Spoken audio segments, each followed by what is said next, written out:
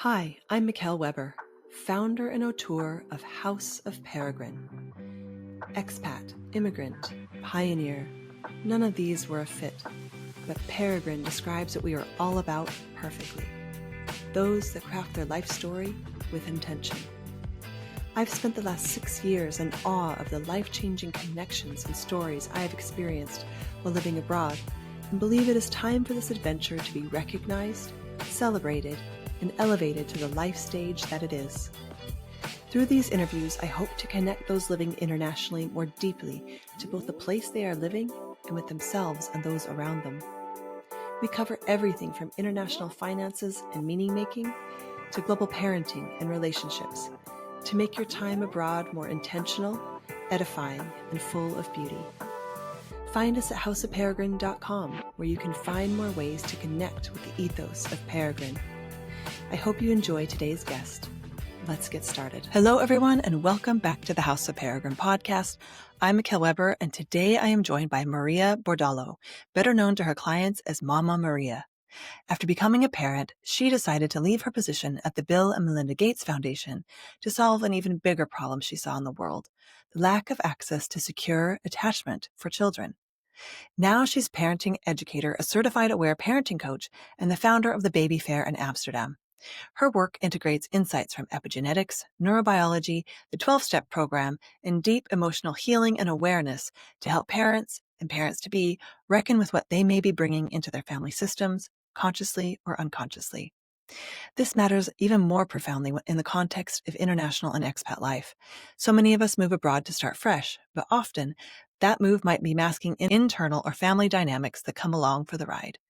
As the saying goes, no matter where you go, there you are. What happens when we carry that emotional residue into the next generation? Maria and I explore what it truly means to parent or prepare to become a parent while navigating identity, migration, and your own unhealed patterns. We talk about the myths of the perfect parent, what's really happening in our nervous system when we raise kids far from home and when we go back to visit, and why the stories we inherited can either be passed on or transformed. Welcome, Maria. I am so excited to have you I'm on very today. happy to see you too. Thank you for the opportunity. We met on a boat Yes. on the canals of Amsterdam. Yes. So we're lucky us. But when we got into a conversation, I was really compelled by not only your work, which is already very interesting with parents, but your approach to it. And so I would love for you to introduce your work and what you're up to right now. Yes, great. Thank you. I became an aware parenting coach a couple of years ago because of my own family history. I am a mother of two and a stepmom of one. I have a 18-year-old who just left the house, so he's my stepson, and two kids of my own. One is 10 and one is 4. And when I became a mother, I just became a mother on default. I just thought everything will come naturally to me, and I prepared for birth.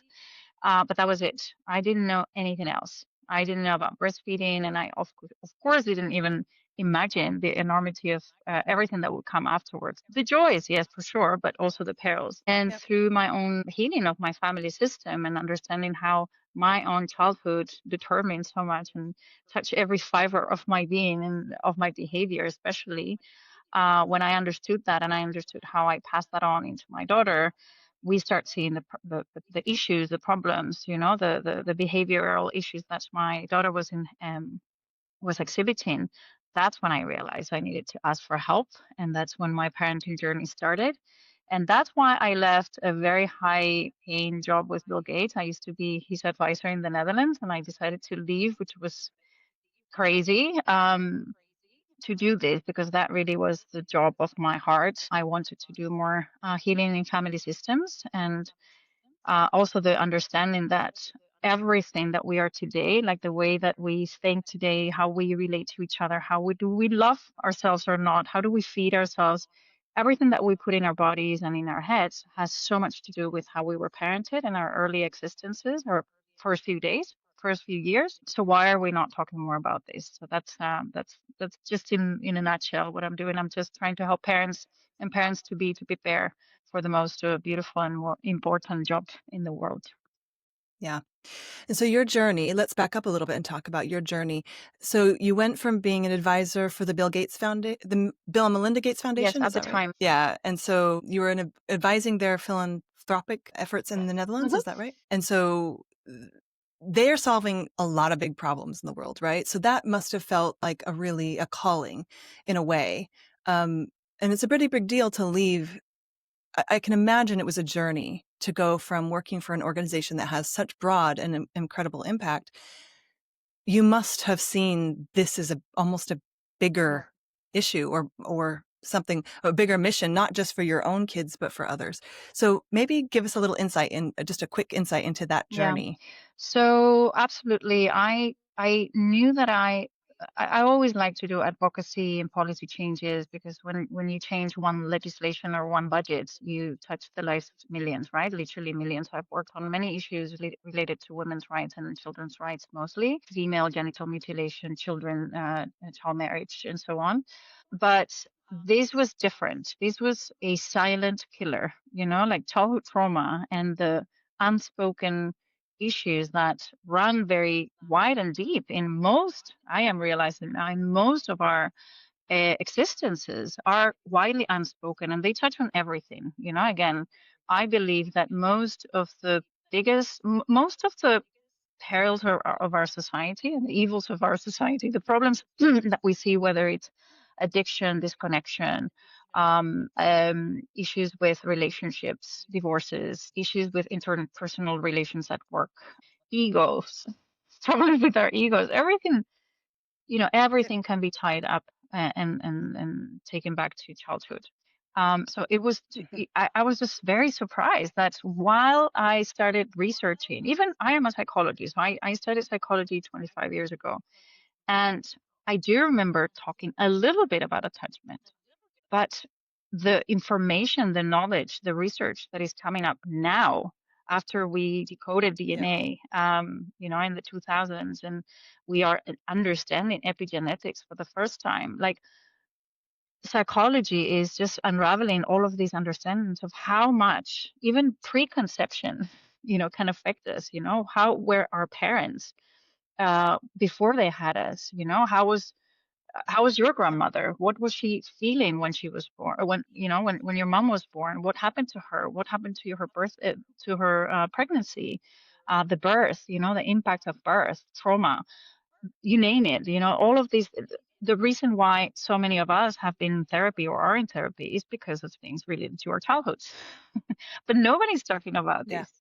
I believe also there has been like huge societal campaigns or movements. There's been the Me Too about sexual abuse. There's been Black Lives Matters, the climate movement. So there's been like these huge, humongous societal movements to speak up about unspoken issues that pertain most of us and that are so important and relevant to most of our lives. But I don't see anybody speaking up openly about their childhood trauma or their family dysfunctionality. There's so much shame, taboo, stigma associated with this that, for me, my own story also, it took me years to be able to speak about my own story. And now I can speak pretty much openly without any, my body, going into a fight or flight reaction. And I'm very proud to Yeah. do so because I do think that silence kills.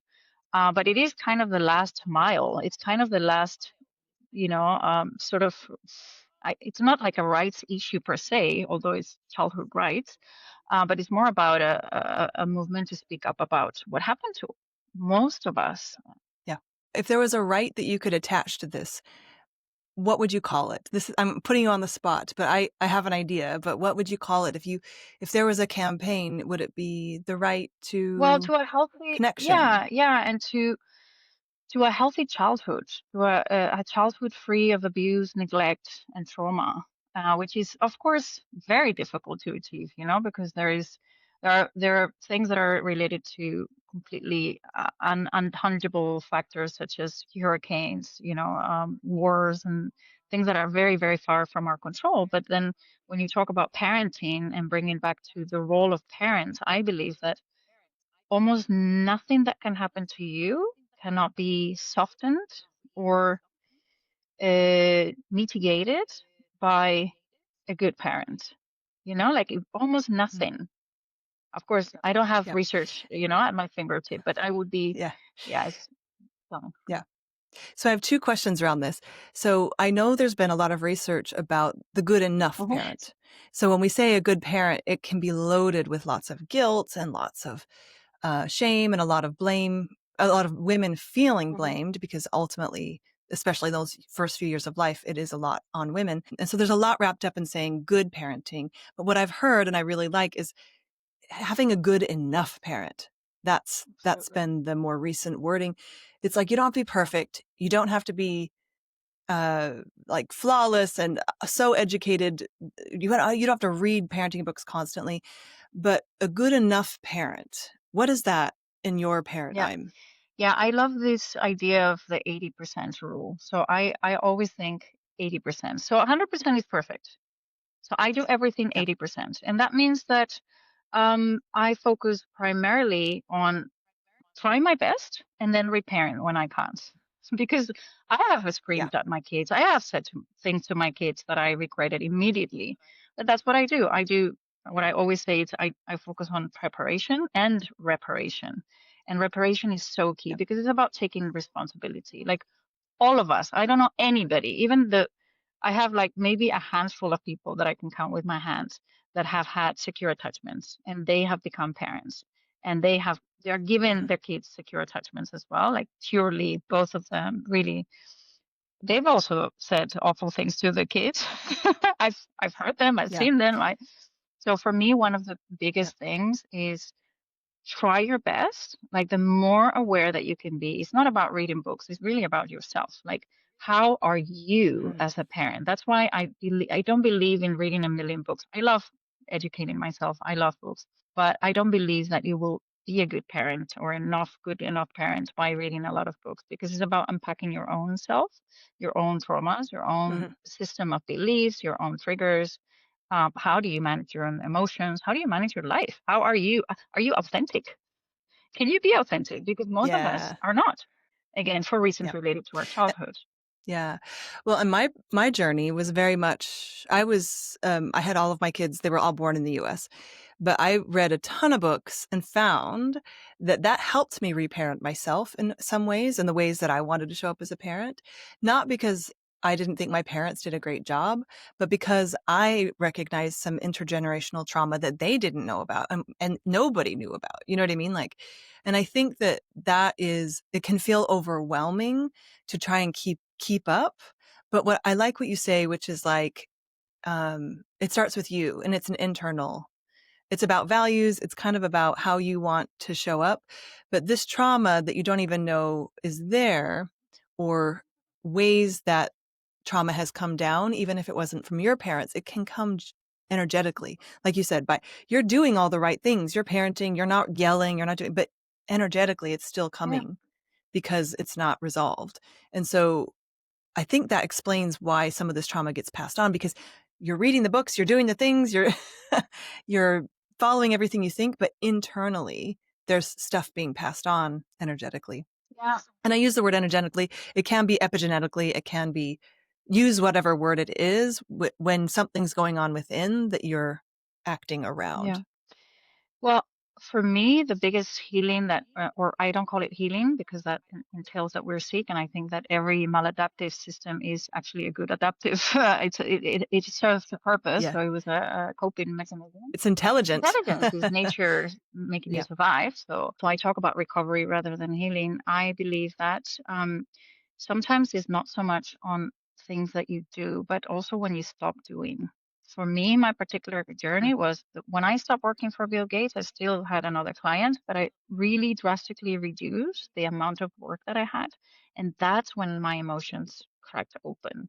That's when I started discovering. So I wasn't reading books. I was not necessarily, hyperactive in filling myself in with things. It was like, okay, I'm going to do less and I'm going to see what comes out. And then, and it's progressive, just like sometimes trauma is progressive and the way that we develop through childhood trauma is progressive and we kind of latch on extra layers of difficulties and complications and reactions. Recovery is Yeah. also progressive, and I love it. Every almost on a monthly basis, I go through a new learning of myself, of my patterns. My relations generally get better, then they get worse for some reason, because then you unlock something else, or there's something that you hadn't Yeah. realized or processed yet about a particular family member, for example. um, so it's amazing. It never stops. You never get to graduate about these. And for me, I have a group called the Cycle Breakers, where I help parents in recovery to talk about their issues. And it's all about making it a little bit better than what you had. It's not about clearing decades and, like millions of, who knows how many generations have been behind you, or before you, with Yeah. these intergenerational issues. So it's not about clearing up everything, because it's not also like you have to take responsibility, but you're not responsible for everything either. You know what I mean? So Yeah. just do your best. Yeah. And so how do you see this? I feel like this happens to every parent around the world. They could be living next door to their parents. They could be living in the same house their whole life. But when we talk about international parents, people who are leaving a country and moving to a different one, first of all, that's intergenerational usually. Like that's a pattern we see, migration that happens between generations, even if it skips a couple. But then how does that compound? So I have two questions. Do we see this as a generational thing? And then how does that compound these maybe patterns that happen? And then how does it compound when you move abroad? Mm. Yeah, I'm not sure about the research that shows intergenerational moves in different families. I'm not really aware of that. What I know is that uh, a lot of people move towards a better life and towards better opportunities and work offers and all of this, and a lot of people also move away from. And recovery Mhm. language, we call this geographical. So there is a terminology where people, as you said, you're still there. You are, wherever you go, it's still you. How do you say it? Like you said it before. Wherever you go, There there you you are. are. Exactly. So whatever you're running away from. And I had this beautiful conversation with Angela from Expat Parenting Collective, and she said, whenever you move to another country, ask yourself really deep, deep, deep down, why are you moving? What is your ultimate motive? And that Hmm. will, but again, this is almost everything that I teach is all about awareness. And the more awareness that you Hmm. have, the more you can catch yourself, and the more honesty that you have, Yeah. because it's really about conceding to your innermost self. What are the reasons why you do everything? What are your motives in life, including moving to another country? Um, and if Yeah. you're not aware of this, then you So can't change. it's Yeah, self-awareness. yeah. Self-awareness. Yeah. And so I think people often hide behind that. Hide behind they're on for an adventure or a highly paying job or something like this. And it's really easy to just ignore or not even know that you're running away. It's easy to hide it from yourself. And so what are the things that you see come up for people or patterns that you see in international people that make them go, "Oh, there's something here. There's something more here than just an adventure or a high paying job or Well, wanting a new start." yeah, very often is a crisis. What happens is Mm, you just hit a crisis, whether it's a divorce or you lose your job. So if your identity is linked to external issues, and suddenly you lose that, you lose your partner or you lose your job, which are like the two big structural factors in people's lives, then you start questioning yourself. yeah, So they call it midlife crisis. Now that we call it burnout, whatever you want to call it, mostly are those moments where most of the times, because we don't listen to our bodies, because we were disassociated, because that's most of yeah, us grew up in with parents that didn't understand children's rights, children's development. They just didn't know. Many of them were already yeah, traumatized by their parents having lived in wars and so on, especially in Europe. So I, for example, didn't understand. Like now I'm so highly sensitive to everything. Like I feel my body speaks. And now I know how to listen to my body, but I also know how to listen to other people's bodies. I see, the body language and so on, which is so important for being a parent to understand your child. Most people don't have this yeah, ability because they have been yeah, trained to be looking at those externalities, like what's your job? What's your, if you say in an elevator pitch, what do you do? Most of the times you're not talking about anything that has to do with you, with your fears, with your passion, with your, you talk about, if you're a parent of how many kids and what kind of job do you do, and it's all external to Yep. you. You know what I mean? Yep. So I think that's Yep. a key factor for sure in families that move somewhere else. So it's almost like they've gotten this far with really externalizing everything, and something crashes down and they realize there's a whole lot more going on here. And it's all inside, and it's in a language I can't understand. There's been all these signs, and we've talked about this on the podcast before, how burnout, it gives you a lot of warnings before it takes you Yeah. down, as well as divorces or any of these things. There's usually a lot of warnings that you just aren't attuned to. I think attunement is a really good word for parenting, for everything. So you're not attuned to this wisdom or these warnings. And so that it's too bad that it has to come to that, but it has. I think we have to give, at least what I've seen, is people who move abroad or take on these challenges are really, they've gone a long way with this strength. And now they can't go any further. They need new tools, they need new attunement. So the systems start breaking down. And that really affects kids. So of course we know divorce isn't ideal for kids. Also dysfunctional relationships aren't ideal for kids. And so in my story, I call it, I had a slow motion nervous breakdown. Like that's what I call my story. Like I was like, I know something's wrong. I don't want to blow up my family. And so I just like slowly navigated, or tried to, I don't, for better or worse. But how do we do this differently? What do you encourage your clients before the burnout, before the divorce, before the losing of the job, identity crisis? Yeah. It starts, where does it start if you want to be maybe ahead of the curve here? Yeah, so of course there's no silver bullet. It doesn't really come because we're No. talking about deeply ingrained issues that are happening in the family. So the family loads the gun, but society pulls the trigger, right? So again, we live in a society where for me, it's all about vulnerability and being okay in your own vulnerability. Like nothing in nature becomes itself without being vulnerable. Nothing. This is the biggest crisis. This is why I'm all about speaking about my truth. And the more that I speak about Yeah. all my family dysfunctionality, my own dysfunctionality, the freer I become, the more authentic, because nobody has reversed love for me or rejected me because of anything that I say. To the contrary, the more I speak up, because everybody's so hungry and needed to connect with this vulnerability. We are all vulnerable. Maybe women Yep. are a bit, in a better position to be more vulnerable because we're a bit closer to our emotions. But, I've been hearing some podcasts of men and fathers coming up with their vulnerability, and it's so beautiful and it's amazing. Like, I immediately like somebody that is just telling me about a vulnerable story immediately. And as soon as somebody's telling me about all the extra things that I've done, I'm like, that's a very high ego with a very low self-esteem, and that comes from parenting and society. So it's a Yep. long process because this is about feeling safe enough.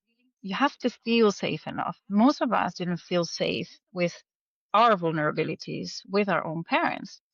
Oh, don't Yep. cry. That's, you're too sensitive. I'll give you something to cry Yeah. about. Like two different levels. That is emotional neglect. So when you haven't had the possibility to be vulnerable and authentic, it's all about vulnerability and authenticity. It's very difficult because you're afraid. Our nervous system is already wired to think if I speak up saying I'm in a verge of a burnout, for example, or I can't manage my parenting life, or I don't understand my child, or whatever, any issue, because we all have Yeah. issues. We all have issues. Yep. The moment that That's going to be the title. We we all all have have issues. issues, This is going to be the title. nobody's normal. So We're all we're human. all human. The more that we can Yep. understand this and Mm. like we need that safety. We need, it might be for different people, the safety, the comfort zone might be smaller than others. But the more that we can, as individuals and professionals, speak up, the better, because that also changes society. And I think there is Yeah. societal, you know, Yeah. landscape forming around this. Yeah.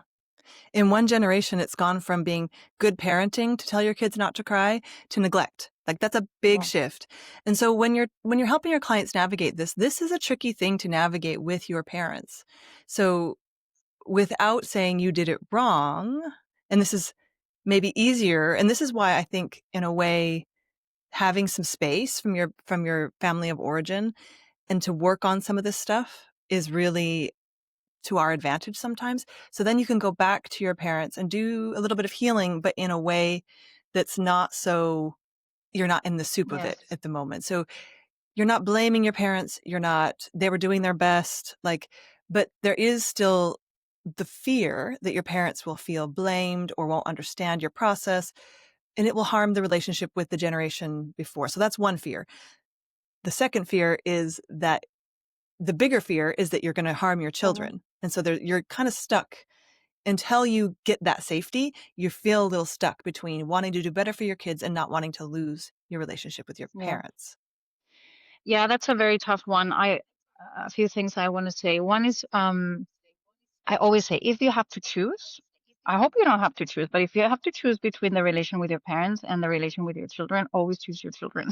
That's the one, like a Mhm. no-brainer, but Yeah. a lot of people struggle to try to combine, and sometimes it's not possible. And sometimes you need to put boundaries, and it might sound harsh, but putting a boundary to somebody that is harmful to you or to your kids, it's a good action, it's a necessary action, it's a healthy action. The Yeah. second is I have seen in my own practice, but also with myself, that again, we are run by our nervous system. So, whatever happened in the past in your family, if you come from a dysfunctional family and you're near your parents, your nervous system is in control.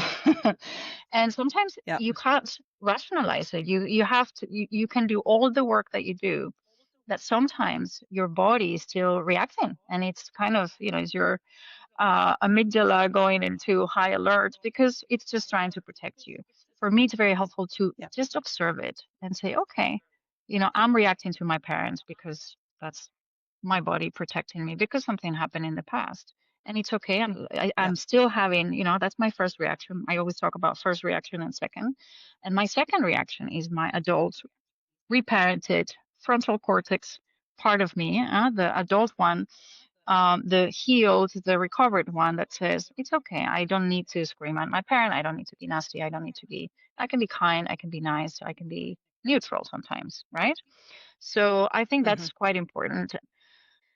Yeah. Again, being back at your home, at the house of your parents or one of the parents, I think it's a great test of your level Yeah. of recovery healing. I heard somebody say, your family knows how to push your buttons because they put them there in the first place. I Yeah. love that. Yeah. Well, and that's the system your nervous system grew up in. Mhm. And so even if you don't act that way when you're living in your new country, everything can work just fine. You go back into that system, your nervous system, it's native. That's its native Yes. tongue. And so that's what I see a lot of people in our community going through is like, everything's fine as long as we don't go back. And that is a test, but also it's a challenge. And so if you're just at the start of this journey, or what is a first step? Is it noticing that your nervous system is reacting? Is that a good first step? And then maybe how do you talk to your partner or your kids about this? Or do you? Yeah, it really depends. I think every situation might be different, but one of the recommendations I generally have is, again, a lot of compassion and a lot of patience. Nothing, again, you're Yeah. competing against a archaic system of protection, like Yeah. your prefrontal cortex, it's very evolved, it's very powerful part of our brain, but it's competing against the other one. So it's a lot of patience and compassion and awareness, and get all the help that you can. Because I also think that the more hours you put, the more effort you put into getting out all the pain, because it's all about crying out, crying out, speaking it out, kind of processing everything that happened to you with your parents.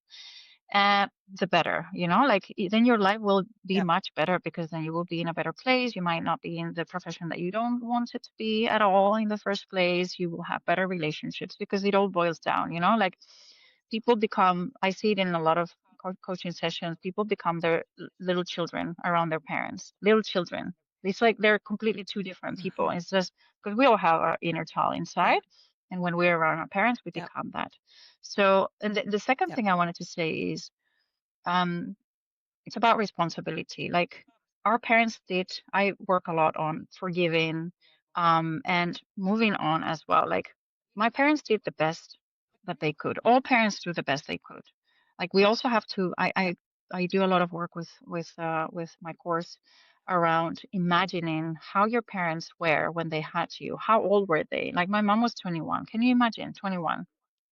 21. She couldn't finish Yep. university. How would I Yep. be if I had two parents? I became a mother almost double that age of my second child. That's like all my Yeah. life. Like, of course, I'm going to be a different parent. So putting Yep. ourselves in their shoes, because there was no therapy, there was no awareness, there was no internet, there was no information. There was nothing. They were operating in a Yep. vacuum, in a complete, desert. Yep. And then take Yep. your own responsibility. I can't blame my parents for everything. No, no, no, because that's victimize. Victims don't recover. Yeah. Victims are stuck, and you cannot grow if you're just thinking of yourself as a victim. So you can consider yourself a survivor if you really lived any kind of traumatic experience or dysfunctionality, but you can move on and then just focus on your children. Focus Yeah. on the day to day to your children. Yeah. And I like to say that you have to come into a new relationship with your parents. So this forgiveness of them doing their best and it's still not quite being what you need. By the way, that's going to happen to my kids. I already know. Like you can't be everything. So that recognition for yourself, being that good enough parent, for me, that is a beautiful thing because it brings you into the next level of a relationship. It can bring you into a next relationship with your own parents that then starts it can benefit your own children as well, assuming, it could be bumpy, maybe it's not possible. But if it is possible, it starts that system healing or changing a little bit. And that's important for your kids if you're going to keep a relationship with your parents, even long distance, which I think is most people's preference if it can be healthy. But then when you're in that with your children, when you're abroad, you can kind of skip it. And so do you see people think they've gone a lot of way in healing a lot of these things and they go back home and it goes right Yes. back? Do you see that Yeah. happen? Yeah. And so how do you help them navigate that? Because this is a big deal. People going home for holidays, for Yeah. whatever. It causes a lot of Yeah. stress. So, a few things that I've observed that help a lot is, well, first of all, 100% of the focus, if you look at our conversation, is about self. It's about us, right? Like we can't change our parents and we Yeah. can't prevent our kids from developing in many different ways, right? So it's all about us. So Right. Right. the focus that I do is mostly on the parents and forgetting about the outcome, right? Like, so when you come home, when you go Yep. back home, one of the things that I've seen very often is the expectations are always very high, because we have something that in psychology we call false hope. We always will, the hope never dies, that our parents will be different, that they will see it, that they will do things differently. There's this expression in Yep. Recovering the 12-step program that talks about don't go to the hardware store to get milk. Like Yep. sometimes they can't say I love you, or they can't give a hug, or they can't revert back how you're feeling, or they can't listen well, or you don't feel listened to, because they can't. They don't have that ability. They have Yep. never learned it. They never got it. It's extremely difficult to, give something that you never got. So Yep. lower the expectations. It's very sad. And Hmm. most of the times you go through a grieving process whilst you accept that. That's why accepting is so difficult and you want to change, because change almost excludes grieving, and we will do anything that we can to avoid that grief process. But the only Yep. way that I found of healing is going through the pain. The only way out is Yep. through. So lower the expectations. Sometimes it's about no damage control. Don't make the problems bigger. They can do whatever they want. Just stay on your lane, clean your house, as in your body, yourself, like make sure that your house is in Yeah. order. Yeah, and sometimes create healthy boundaries wherever you can. So, for example, I realized that I took for granted that I would invite myself to my father's house. I would say, we're going from this to that date. And I would assume that I'm always invited and always able to go. Welcome. And Yep. of course, my father is never going to say, no, you're not, like we have plans, or I mean, unless they really had plans. But Yep. sometimes it's okay to be in other spaces, rent yourself a house somewhere else, go shorter periods of time. Like sometimes we just assume that our parents have moved on as well. Their house is their house, their lives are Mhm. their lives, they're not parenting us anymore. Some of them might not be very Yep. comfortable with being grandparents either, for some reason. Some are really Uh-huh. really up to the job, and some are not very good with kids and they don't like kids. So Yep. Yep. how can you create a setting that is not a recipe for disaster? And that looks differently for different people. For me, it means that Yep. I have a cap of the amount of days that I can be in either my mother's or my dad's house. Because I have observed through the years that if I stay longer than that, they say in Dutch, familie en vis 3 dagen bleven fris. Family and fish Huh? only are fresh for 3 days. Of course, it rhymes in Dutch and not in English, but um, I love that expression. So don't overdo it, like, and also think reversely to you, like, how would you be if suddenly 4 people came to your house for a whole week or two?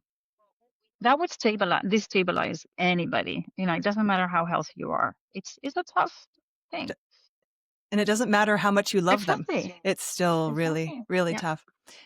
And having those conversations, at least in my experience, it's really hard because everyone's learning their limits because no one in my family, at least, has lived abroad before. And so they're like, of course you can come for a month, stay forever. We want you to move back. So they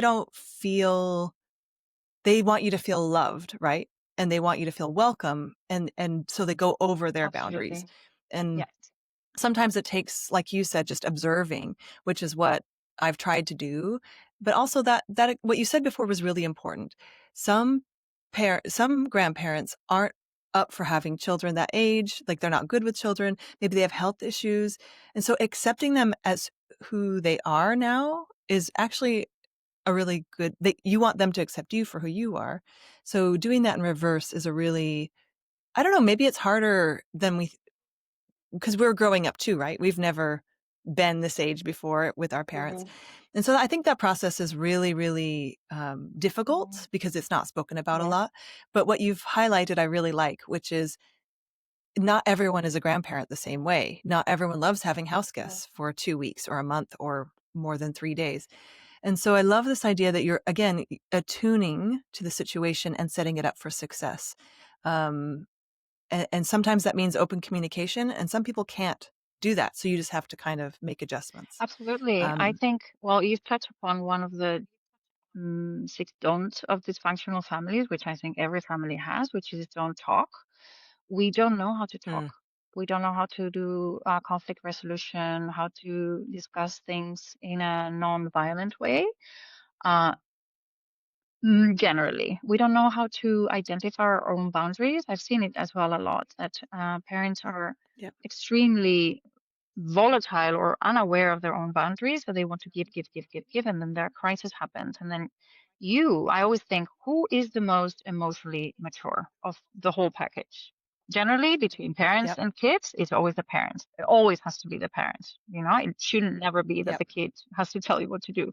But between parents of our generation and us, most of the time, The or grandparents. grandparents, Yeah, yeah, yeah, between the grandparents and us, we are the ones that have had more access to all of this awareness. So and you can practice. So I had to train myself on nonviolent communication, and I still mess up still sometimes because it's again the highways of my brain have been paved on not knowing how to talk. In my family there was never conflict resolution. We never really knew how to talk yep, about these things, or nothing, from boundaries to Finding compromises, like compromises. No, no, no, no, no. That's never been discussed. Yeah.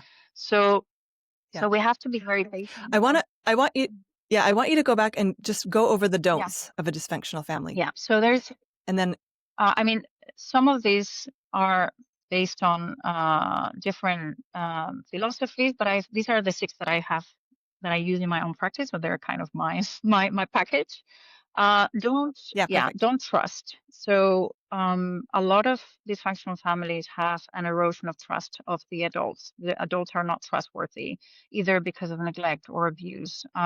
So this is just the easiest to understand, right? So you can't trust your parents, but sometimes it's very subtle, sometimes it's very insidious, right? So you tell something to your parent, and then your parent starts talking to his friends or her friends about you, and you're like, this was a secret. So it can be very big and it can be very small.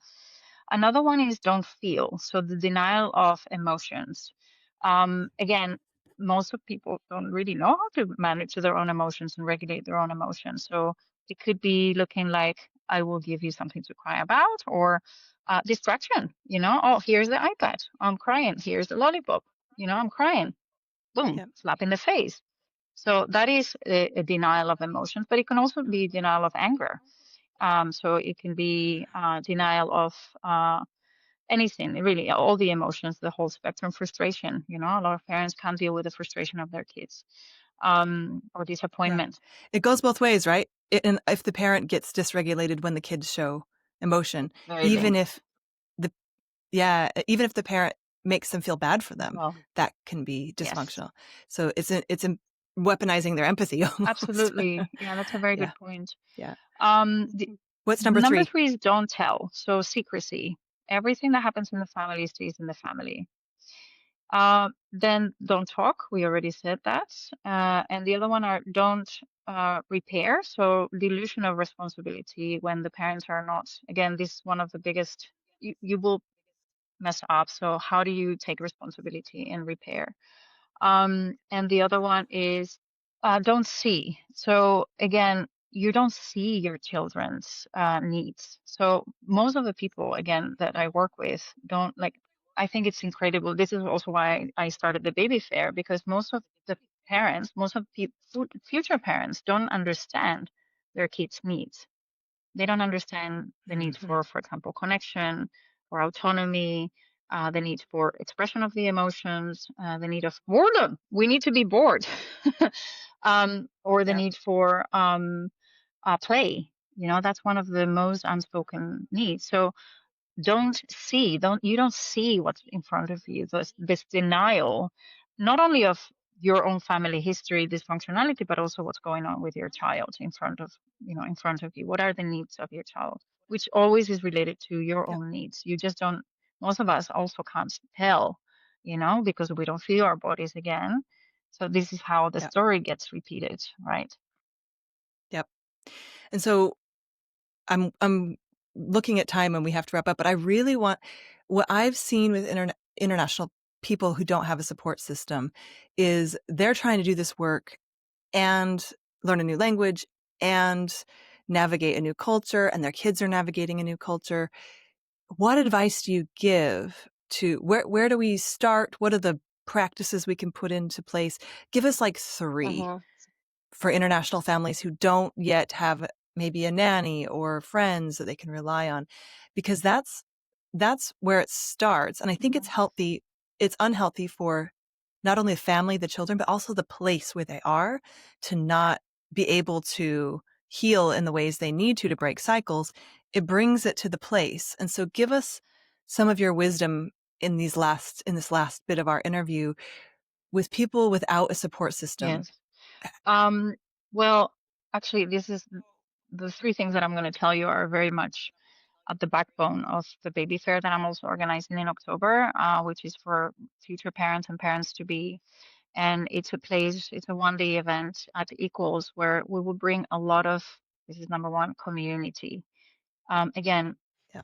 we have to think about our nervous systems. We were not meant to be doing any of this in isolation in apartments where our kids are not seeing each other, where the parents are not talking to each other. I can't be entertaining two children every day without breaking down. It is Yep. normal to break down in those Yep. settings because nature didn't intend it to be. So, especially Yeah. when we're away from our own villages, from our own homes, we have to create community. This is anything that you can do to and start with yourself. Like I am very active in creating community, and it's very difficult to be very honest. I'm very, very social. I've always done it, as a child. I just knock on people's doors to meet new friends. I have no problem with doing that, and Yep. still it's very difficult because people are too busy, because people are living in different parts of the city, because sometimes the kids are not even older enough to play with other kids. They're babies, especially in the first year is very difficult because you just don't meet people. Where do you meet people? You don't go to playgrounds if you have a baby that doesn't walk. So that's one, definitely Yep. community. Just do anything that you can to stop isolating yourself or to never isolate yourself. Um, Isolation is the root of so much problems and so much difficulties. Um, so that's one. The second one I would say is do anything that you can. This is what I teach my students to get help. Like getting help and asking for help is a superpower. I could scream this out loud out of my window. um, you will feel like a queen or a king, or, it's amazing. Once you ask for help and get the point that none of this is meant to be done alone without help, put your money, like most experts have money. You choose where your money is going to. Like I chose the last 4 years not to buy any new clothes for me or my kids. And I do have help every day at home. I have a cleaner and then I have a nanny, and I don't have to worry about the mess in my house because also for my nervous system, it's important to have an organized house.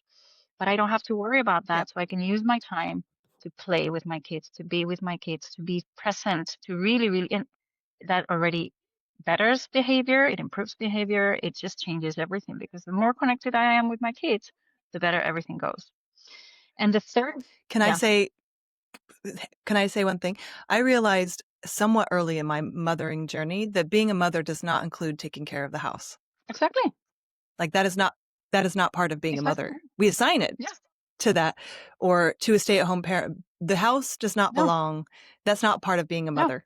And so what you've identified, I also identified early on, luckily, not early enough, but that being a mom really is about that attunement, being present.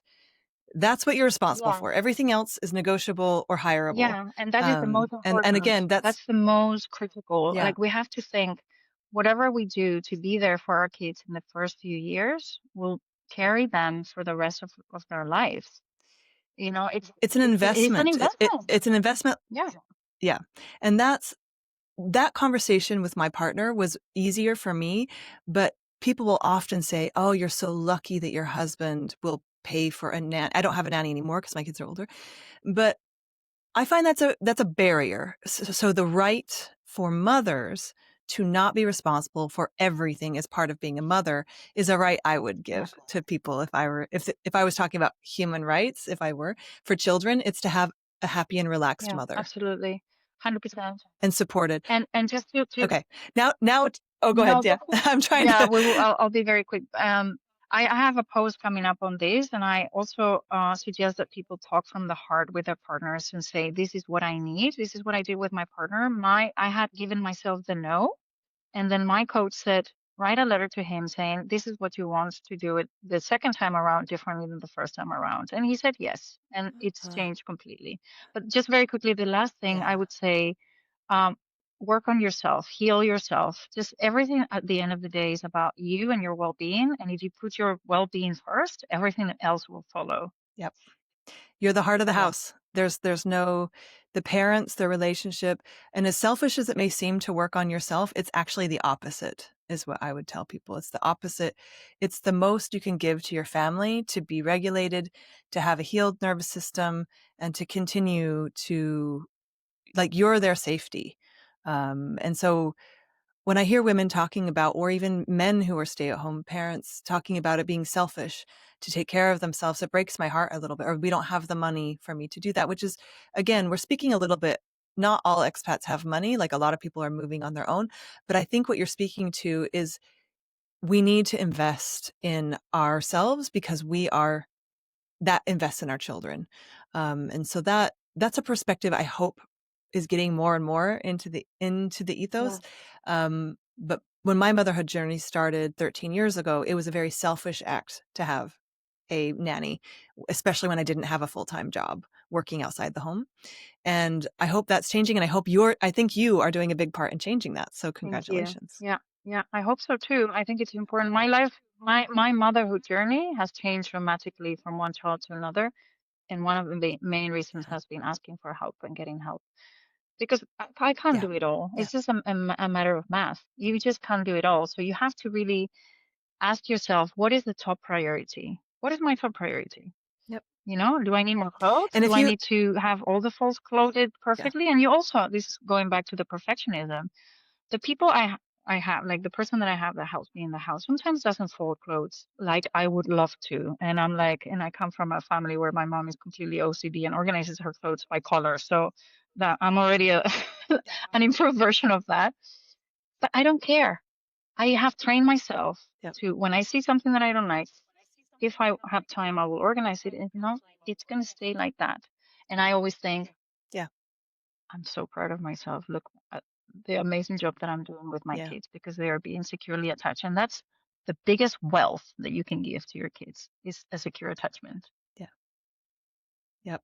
And so would you say, this is how I framed it for myself, their nervous system being healthy equals my nervous system being healthy, which is the biggest like wealth we can give them. This is the biggest investment we can make into our kids, is to give them a nervous, healthy system. As healthy as we can make their nervous system and their attachment, like you said, that is the investment you're making. It's not into yourself necessarily. And I think for international kids that are growing up where they're speaking another language, where they're outside their culture, where their parents don't have support, it's even more important to make this a priority.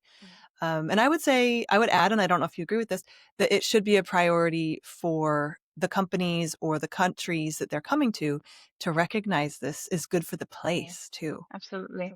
To have regulated people in your city coming to your city is, again, wealth. Having regulated people in a city is the new wealth, I think. It is, but I'll start with saying I would turn it around. I would say our nervous system informs their nervous system, so we always need to start with ours. And in particular, what we are learning with new neurobiology is that their nervous system, their vagus nerve, for example, that regulates the emotions, is not fully formed when we are born. It's not fully formed until further than year one. So they need our nervous system to co-regulate. So never leave a child to cry on their own. They need our nervous system. Yeah. So the investment is in you again.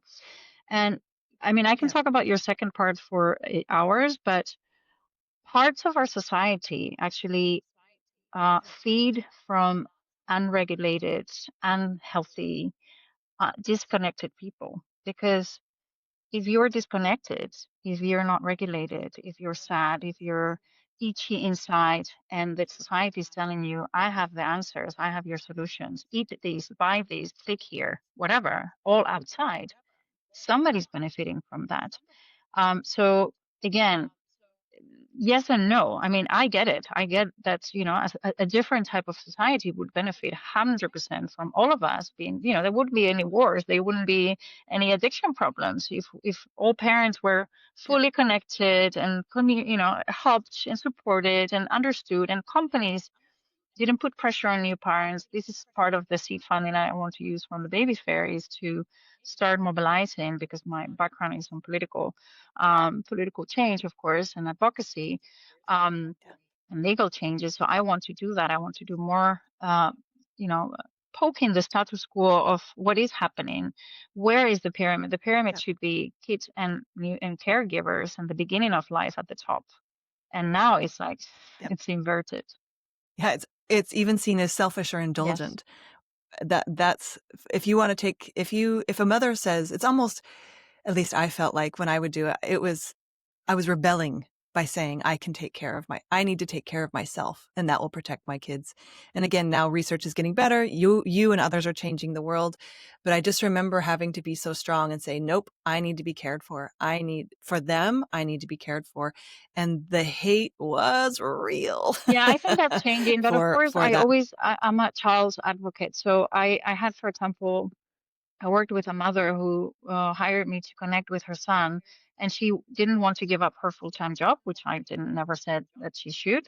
But she also wanted to do Yep. self-care, which is also very important. But it's, again, the math doesn't add up. If you can do a lot of things with very little time, and you still can connect with your Yep. child, but you can't do it all at the same time. So that is also a reflection. This is why I took time off and I left the Bill Gates Foundation to give more space to my child. I never stopped working because I love making my own money, being independent, contributing. I love my work, my intellectual self. But I knew that I couldn't do both at the same time with the same results. Like, somebody is losing out. But I do take an hour of Yeah. self-care every single day. That meant I needed to work less. Yeah. Yeah. Well, and I changed industries as well because advertising is not set up for families, it turns out. So I totally get it. Okay, we've talked about a lot. Thank you for letting me open so many boxes with you, because I know we align on so many things, and especially the advocacy for children and women, especially international families for me. But how do people reach you if they want you to coach them and to come to the baby fair? Tell us that, and we'll put it in Yes. the show So notes below. Mama Maria Coach, Instagram is best, the fastest route. Mama Maria Coach on Instagram. You can find me there. And you coach individual families as well as do group classes, I it have sounds done work like. with companies as well. So I come to companies and talk to them about either parental burnout or aware parenting, how to connect with your children. So it really depends. I adapt to whatever the needs of the company. So I do individual, I do courses. So I'm going to be launching my course, Foundations, in after the baby fair. The baby fair is the biggest thing that is coming up. We have a 2-for-1 ticket sale right now. So it's if you buy two, it's 30 per person, €30 for a full day. And I think it's mostly going to be expats. So I would encourage you, maybe you Yeah. even want to be there. It's going to be also. Are you helping people? Yes, for Are you me. helping people with teenagers? Because that's where I'm at. No, it's mostly for smaller kids, but it's also a community, Yeah. So it's also about community Yeah. and getting to know people as a first point of contact with the Netherlands too. Nice. Great. Okay, we'll put everything below. And thanks so much for joining us and for your honesty and for advocating for this group of people. I think it's beautiful, way needed. And I'm just so happy we could speak Thank you today. so much for the opportunity. Thank you so much for everyone for joining us. And please like and follow wherever you are listening. It helps us a whole bunch. And we'll see you next time on the House of Peregrine podcast. Okay, that's it for today. I hope you've enjoyed our show. For the latest insights on living internationally, join us at houseofperegrine.com to find out how you can connect with our community. Let's craft our life story with intention together.